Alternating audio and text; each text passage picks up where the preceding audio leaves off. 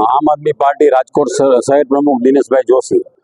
Smart meter જે ગુજરાત સરકારે દરેક ઘરે મૂકવાનો જે નિર્ણય કર્યો છે એના વિરોધમાં અમે આજે કલેક્ટર સાહેબને આવેદન દેવા માટે આવ્યા છીએ। અમારી માંગી છે કે આ સ્માર્ટ મીટરનો પ્રોજેક્ટ પડતો મૂકે, કારણ કે કોરોના કાળ દરમિયાન પછી લોકોને નોકરી ધંધા રહ્યા નથી, લાઇટના બિલ ભરવાના પણ પૈસા નથી, અને ગુજરાત સરકાર આ લાઇટ બિલ છે આની પહેલા ધારાસભાની ચૂંટણી પછી 2 વાર વધ્યા છે અને આ સ્માર્ટ મીટર મૂકવાની વાત કરે છે એ તદ્દન ગેરવ્યાજબી છે। જો પંજાબ અને દિલ્હીમાં આમ આદમી પાર્ટી 300 યુનિટ ફ્રી આપી શકતી હોય તો અહીંયા ગુજરાતમાં સ્માર્ટ મીટર મૂકી અને લોકોને પરેશાન શા માટે કરે છે? અને જો આ મીટર મૂકવામાં આવશે અને છતાં લોકો બિલ નહીં ભરે અને એના કનેક્શન કાપશે તો આમ આદમી પાર્ટી કનેક્શન જોઈન્ટ કરશે અને અમે સખત વિરોધ કરીએ છીએ। લાઇટ કાપે તો ઘરમાં ગયડા બુઢા માણસો હોય, છોકરા નાના હોય, એ ગરમીથી ત્રસ્ત થઈ જાય।